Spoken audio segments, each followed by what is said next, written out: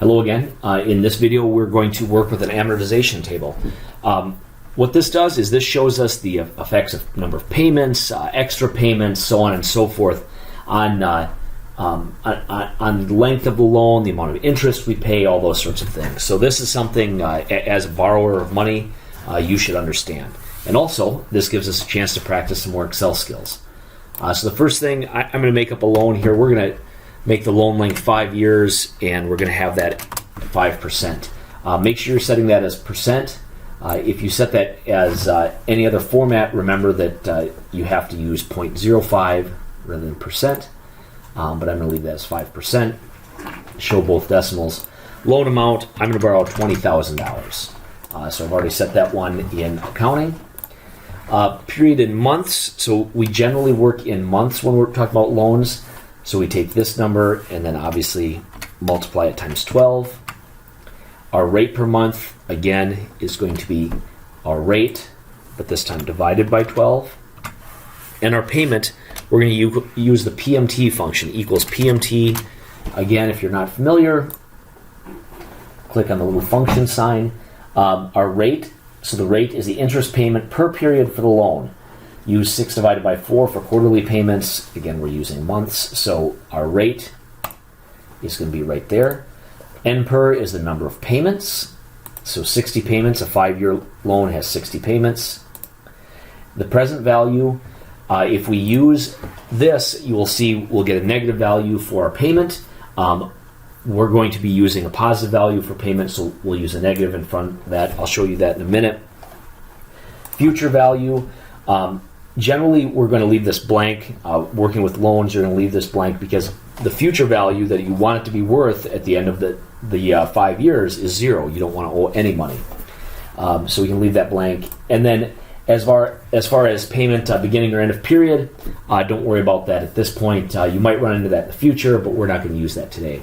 You can just leave these blank, and there you go. The payment of a $20,000 loan, 5 years, 5%, is $377. I'm going to go ahead and enter that negative in there, and you'll see that comes out as a positive $377.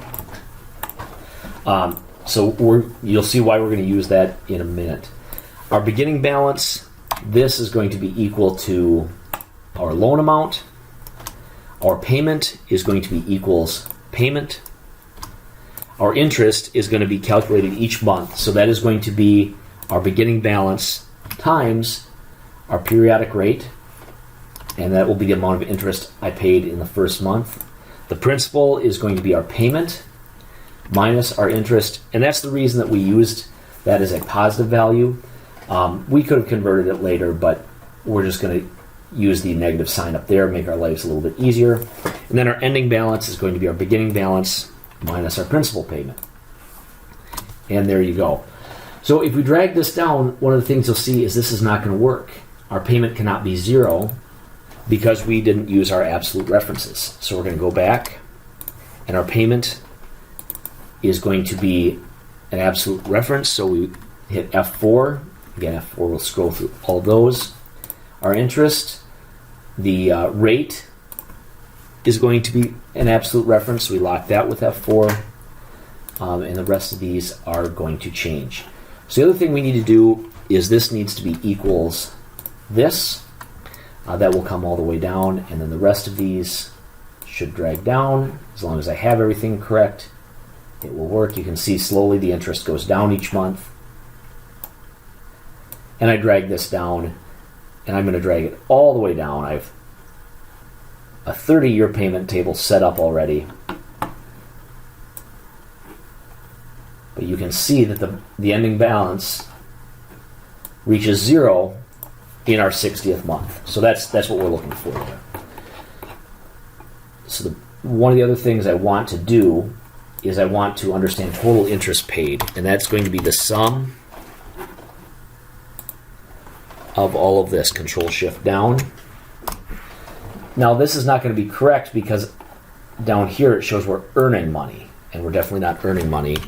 So we have to be careful with that, but I can delete that. In fact, I can delete all of this. Control Shift down, delete that.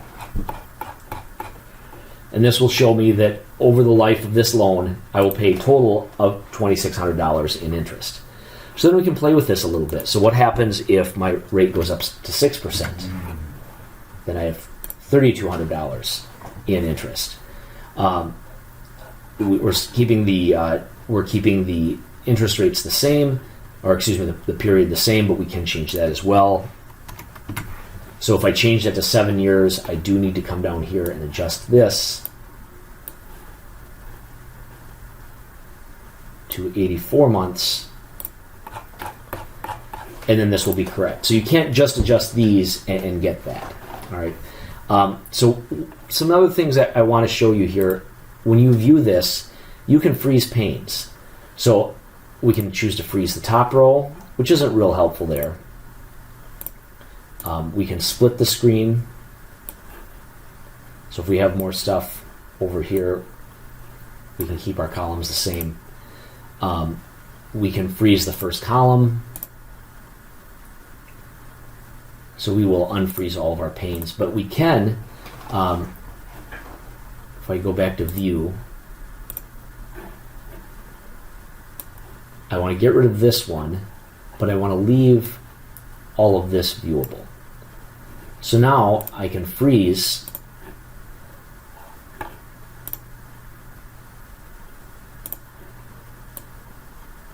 there we go. Now I'll freeze, and I can see as I scroll down, I don't have to remember which column is which, so that's kind of handy. All right, one of the other things we want to do is we can play with the what if function. So we can go to data, what if analysis, goal seek, and then we want to set, let's say that we want to get our payment, we want to set that to a value of, let's say we want to set this at $100, and we know that we're going to do a 7-year loan.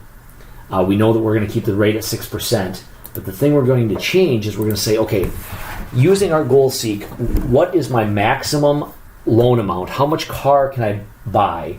How much money can I borrow if I want to keep my payment down to $100?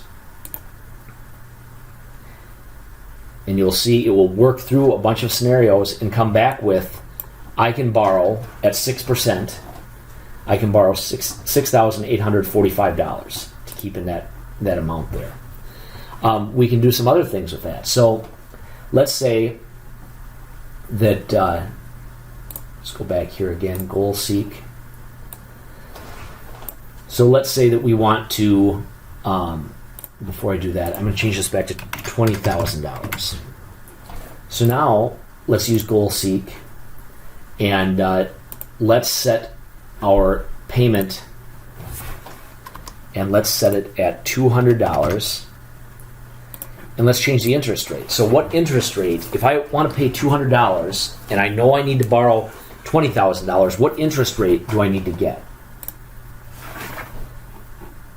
And you can see it working through the solution.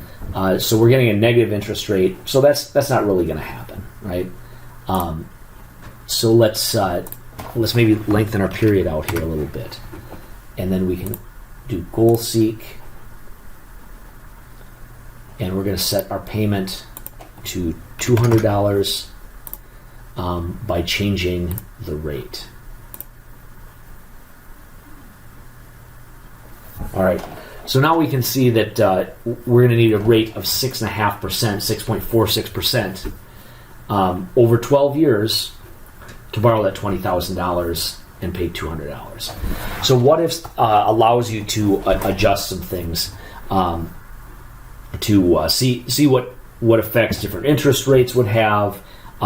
Maybe you're looking at customers, at profit margins, all those sorts of things. So it removes the hunt and peck guess method from needing to be necessary. You can play with the interest paid. Again, you have to be careful with the interest paid, right? Because we need to make sure that we've got all the way down to our zero. In this one, we don't. So we need to get all the way down to 144. And you can see the effects of a longer term loan. That $20,000 is costing me $28,000. because I'm taking so long to pay for it. That's all I've got for this video. Hopefully this helps you with this week's assignment. Have a great day.